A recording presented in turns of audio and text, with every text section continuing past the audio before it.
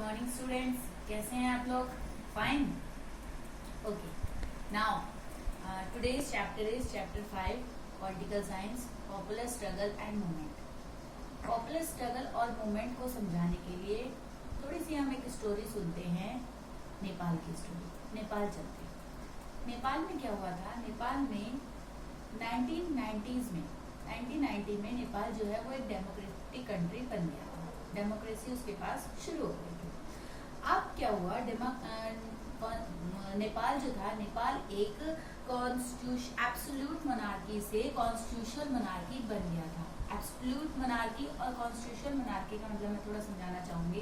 Absolute monarchy मतलब जो राजा था वहाँ पे सारी सरकार उसके पास थी, सारे पावर्स उसके पास थे और वो जो चाहता था वही होता था. अब अभी तक 1990 से पहले क्या था? नेपाल में एब्सोल्यूट मोनार्की चल रहा था.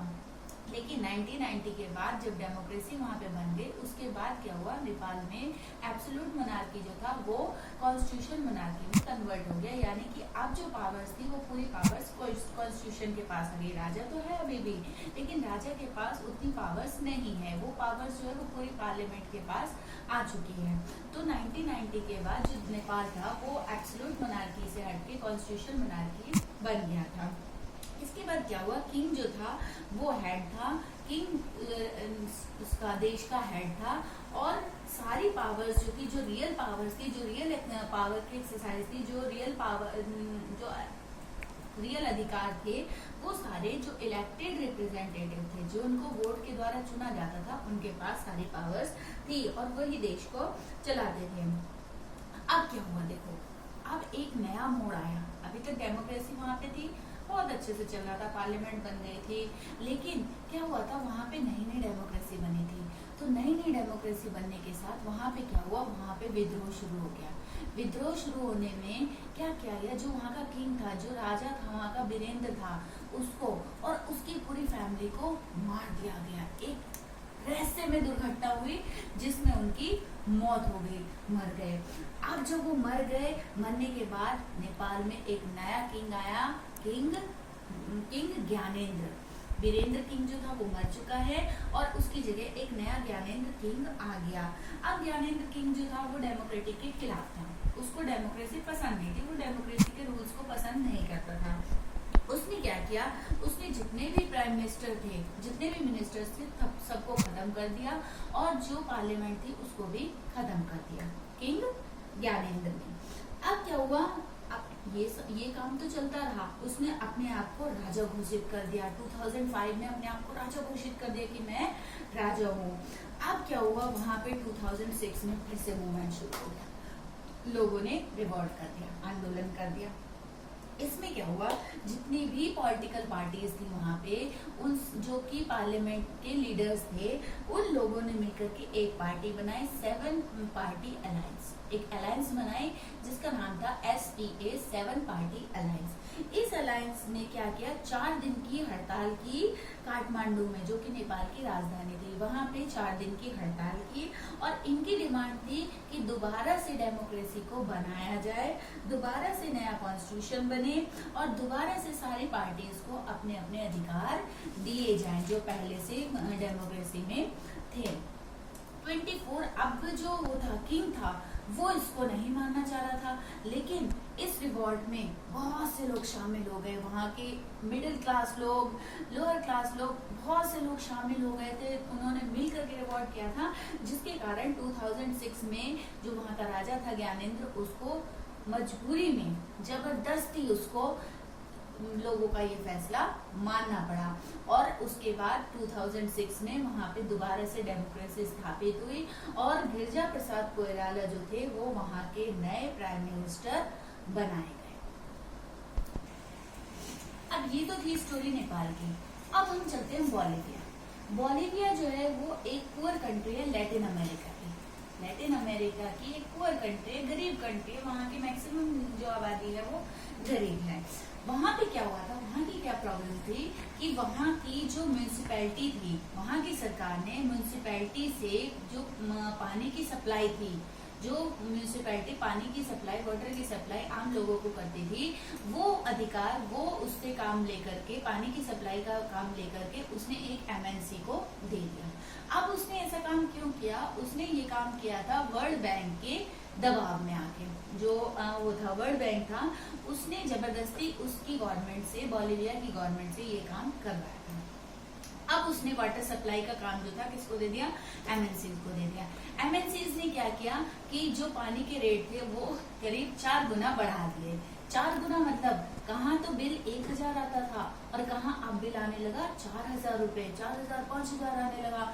तो लोग जो है वो घबरा गए, लोग परेशान हो गए, क्योंकि वहाँ के लोग पुअर थे, वो इतना एफर्ट्स नहीं कर सकते थे। अब लोगों ने क्या किया? लोगों ने इसके खिलाफ मोर्चा निकाला, प्रोटेस्ट करना शुरू कर दिया। जनवरी 2000 में एक नई अलायंस जो थी वो लेबर की alliance, labour human rights and community की अलायंस बनाई गई, जिसके अंडर, जिसके लीडरशिप में लोगों ने 4 दिन का स्ट्राइक किया कोचाबाम्बा शहर में। कोचाबाम्बा जो है वो बोलिविया उसका वो था, कोचाबाम्बा में स्ट्राइक किया। अब ये जो अलायंस था labour human right and community alliance, इसको फेडकोर भी कहा गया। इसका नाम था इसको फेडकोर के नाम से भी जाना जाता था। अब गवर्नमेंट जो थी, अब इन्होंने स्ट्राइक किया 4 दिन का, गवर्नमेंट ने कुछ नेगोशिएशन करके इस स्ट्राइक को खत्म करा दिया। थोड़ा बहुत नेगोशिएशन करके ये स्ट्राइक खत्म हो गई। लेकिन जब देखा लोगों ने कि इस नेगोशिएशन का उनके ऊपर कोई असर नहीं पड़ा, कुछ नहीं हुआ, कोई रिजल्ट नहीं निकला, एज इट इज उनके जो बिल्स थे वो एज इट इज आ रहे थे, तो उन्होंने दोबारा से प्रोटेस्ट जो था वो शुरू कर दिया। और बहुत बुरी तरह से जो पुलिस थी, इस प्रोटेस्ट पे जो लोग प्रोटेस्ट कर रहे थे, इस प्रोटेस्ट को पुलिस ने बहुत बुरी तरह से कुचलना चाहा, लोगों को मारा पीटा, बहुत बुरा व्यवहार किया उनके साथ। लेकिन जो लोग जो थे, लोगों ने क्या किया, जो एमएनसी थी, जो उस वाटर सप्लाई वाले काम में लगी हुई थी, उस एमएनसीज में काम करने वाले जो लोग जो थे, उन लोगों को भी वो लोग परेशान करने लगे। उन लोगों को भी वो लोग और आम आदमी थे, उनके बीच में रहते थे, लेकिन अगर उनको पता लगता था कि ये उस एमएनसी में काम कर रहे हैं तो वो उनको परेशान करते थे। ऐसी स्थिति में क्या हुआ, एमएनसीज जो थी, अब एमएनसीज के वो प्रॉब्लम्स में आ गए, सप्लाई वो आ गए, दिक्कत में आ गए। तो जो वहाँ की गवर्नमेंट थी, उस गवर्नमेंट को दोबारा से जो पहले चल रहा था, जो म्यूनिसिपैलिटी को वो दे रखा था, वाटर सप्लाई का जो पावर दे रखी थी, वो दोबारा से उसने म्यूनिसिपैलिटी को दे दी और वहाँ की म्यूनिसिपैलिटी फिर से वो पुराने रेट्स में लोगों को पानी सप्लाई करने लगी। अब मैंने आपको 2 स्टोरी सुनाई, नेपाल और बोलिविया की। अब इन दोनों में अगर हम कंपैरिजन करें तो इन दोनों में क्या कंपैरिजन था? जो नेपाल का मूवमेंट था वो वहाँ पे डेमोक्रेसी बनाने के लिए था, डेमोक्रेसी एस्टेब्लिश करने के लिए था, और बोलिविया का जो था वो अगेंस्ट डेमोक्रेटिक गवर्नमेंट के था, यानी जो डेमोक्रेटिक गवर्नमेंट थी उसके अगेंस्ट था। डेमोक्रेटिक गवर्नमेंट ने कोई ऐसा रूल बना दिया था जिसके अगेंस्ट वहाँ के लोगों ने प्रोटेस्ट किया। जो बोलिविया का स्ट्रगल था वो एक स्पेशल पॉलिसी के ऊपर था, एक स्पेशल पॉलिसी थी जिसके लिए बोलिविया के लोगों ने स्ट्रगल किया था। लेकिन जो नेपाल का था वो था डेमोक्रेसी को फाउंडेशन करने के लिए, यानी कि डेमोक्रेसी को बनाने के लिए वहाँ के लोगों ने स्ट्रगल किया था। अब बच्चों हमारा नेक्स्ट टॉपिक है mobilization and organization. Mobilization and organization का मतलब ये मोबिलाइज कैसे होता है, ये जो स्ट्रगल होते हैं, जो मूवमेंट्स होते हैं, कैसे मोबिलाइज होते हैं, यानी ये कैसे फैलते हैं, कौन लोग इनमें पार्टिसिपेट करते हैं, कौन कौन इनको करते हैं।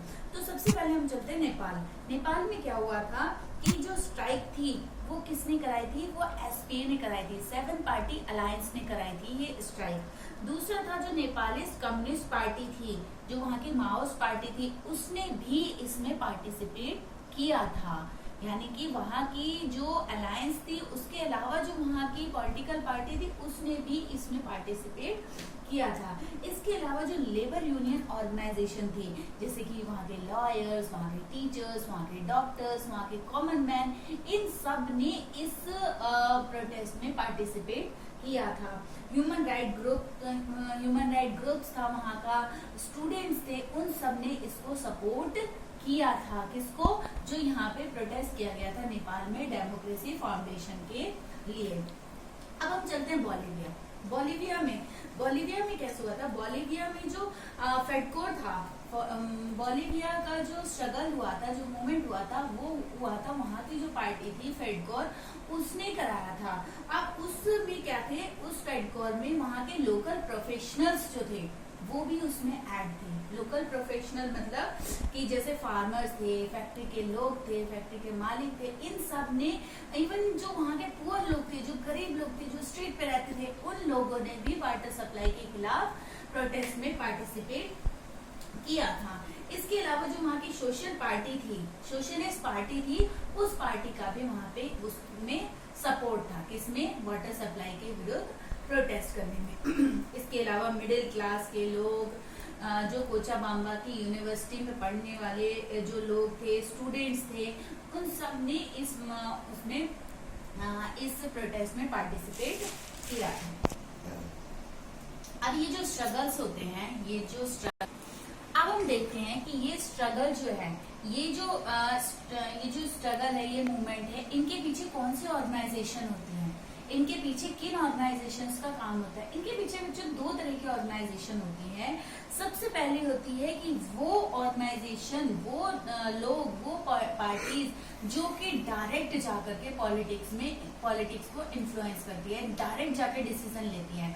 जैसे कि पॉलिटिकल पार्टीज है हमारे, तो बहुत सारी पॉलिटिकल पार्टीज ऐसी है जिन्होंने पॉलिटिकल ग्रुप्स भी बना रखे हैं, मूवमेंट ग्रुप्स भी बना रखे हैं। इस टाइप के कुछ ग्रुप्स बना रखे हैं पॉलिटिकल पार्टीज ने, जो कि लोगों की सहमति लेकर के और उसको जाकर के वो तुरंत नियम कानून बना देते हैं, जो तुरंत जाकर के मतलब कि तुरंत जाके और डायरेक्ट वे में जाकर के रूल्स बनाते हैं।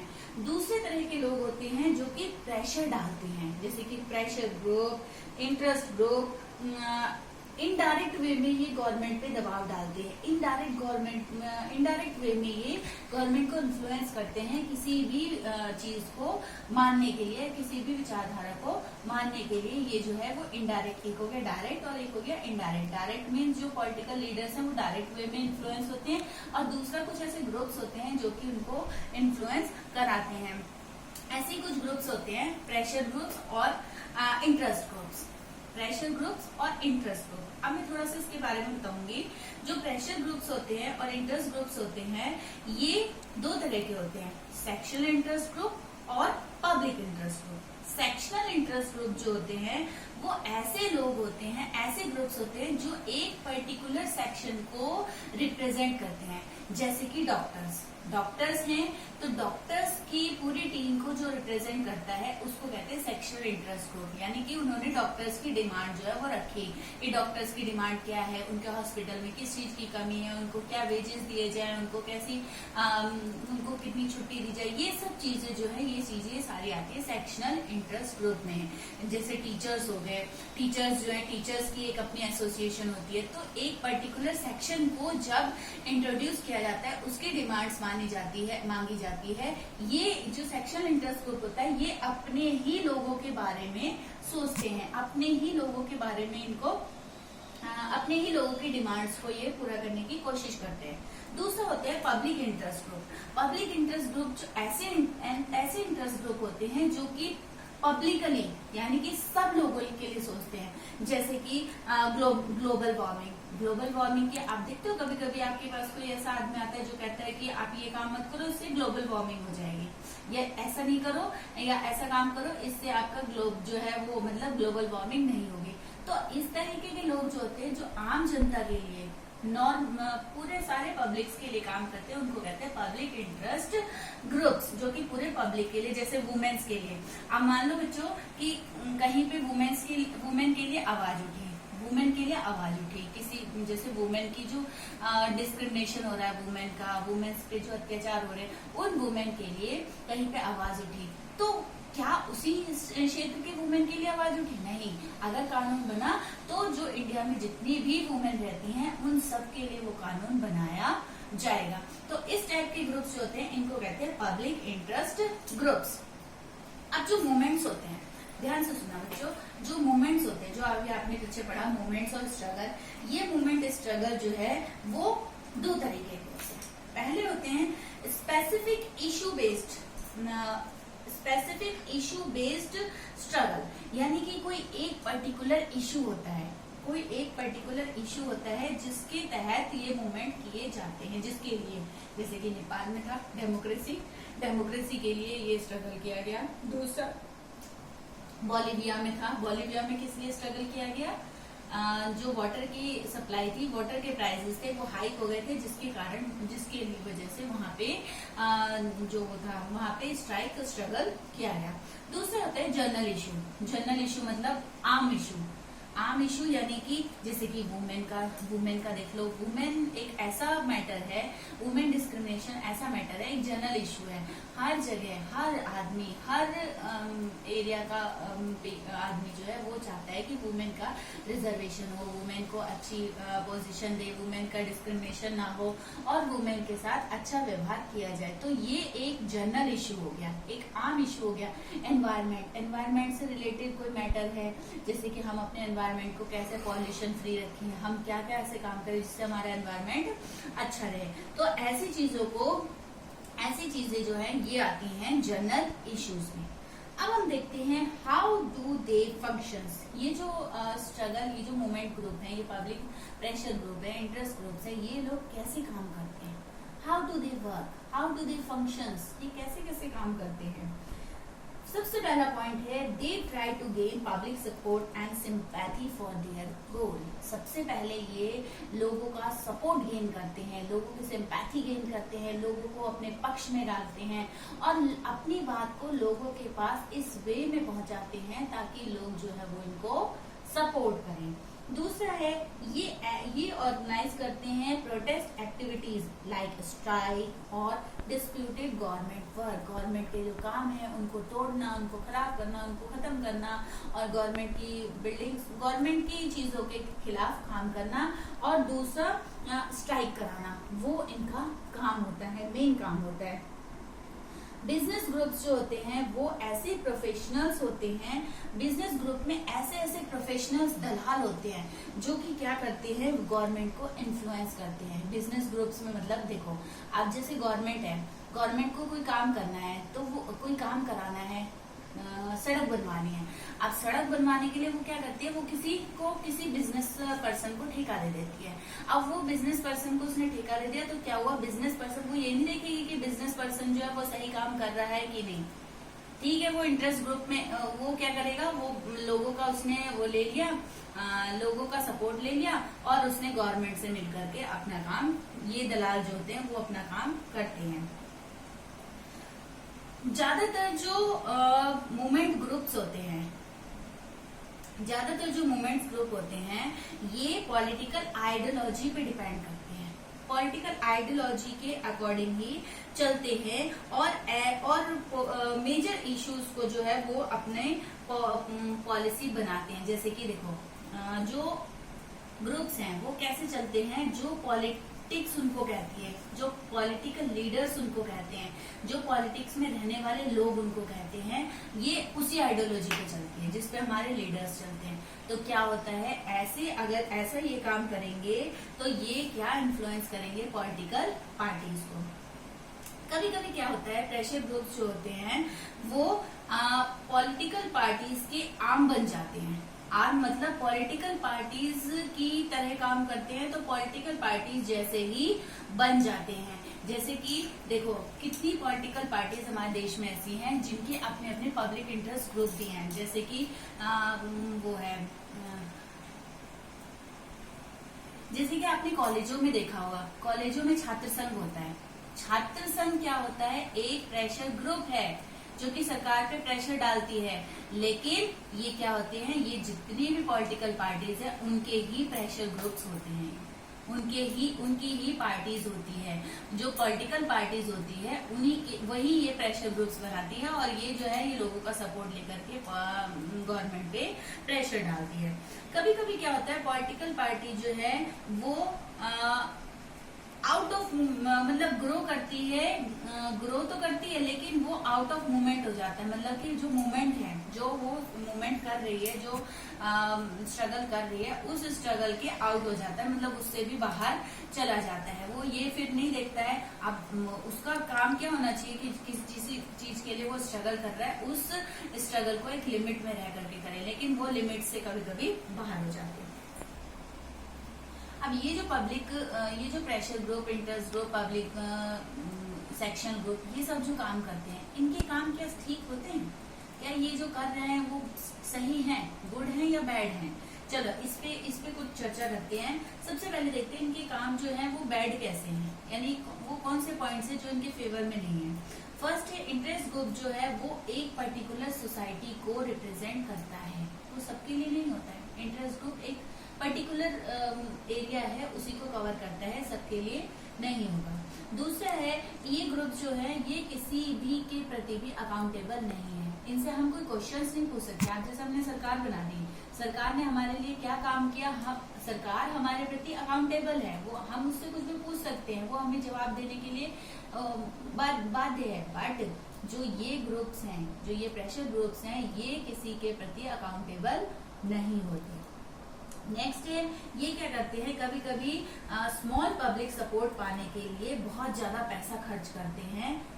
कभी कभी ऐसा पैसा खर्च करते हैं जिसके कारण ये पब्लिक डिस्कशन को भी हाईजैक कर देते हैं। मतलब इनमें ज्यादातर लोग जो है वो कैसे होते हैं, इन प्रेशर ग्रुप्स में ज्यादा पैसे वाले होते हैं, और पैसा ज्यादा होने की वजह से ये पैसा ज्यादा करते हैं, और जो लोगों के डिस्कशन होते हैं, लोगों की जो विचारधारा होती है उसको हाईजैक कर लेते हैं, यानी कि उसको अपने फेवर में कर लेते हैं। जो ये चाहते हैं, जो लोग ये लोग जो चाहते हैं वही ये लोगों से बुलवाते हैं, लोगों को इस टाइप से मॉडिफाई कर देते हैं, इस टाइप से मोटिवेट कर देते हैं कि लोग वही बोलते हैं जो ये लोग चाहते हैं।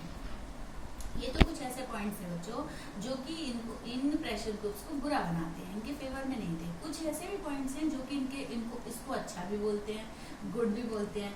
तो ये कैसे पॉइंट हैं? प्रेशर ग्रुप्स जो है वो रूलर्स के लिए is not unhealthy activity in democracy. मतलब प्रेशर ग्रुप जो है वो रूलर के कामों पे नजर रखता है, यानी कि रूलर्स हमारे क्या काम कर रहे हैं, उन कामों को, वो काम सही हो रहे हैं कि नहीं हो रहे हैं, इन्हीं प्रेशर ग्रुप्स का काम होता है कि वो उनके अनहेल्दी काम पे ध्यान दें। Government can come under pressure of rich and powerful, but public interest group और movement can counter this. Government जो है, गवर्नमेंट प्रेशर ग्रुप के अंडर में आ सकती है, लेकिन रिच और पावरफुल लोग जो है वो इंटरेस्ट ग्रुप मूवमेंट को कंट्रोल नहीं। देखो इसको ऐसे समझो,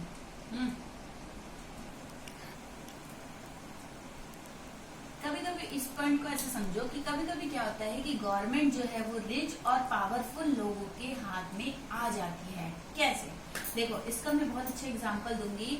अभी जैसे लॉकडाउन टाइम है, लॉकडाउन पीरियड में जो हमारे देश में कुछ ऐसे नियम बनाए गए हैं कि जैसे शादी है, शादी में 50 लोगों से ज्यादा नहीं जा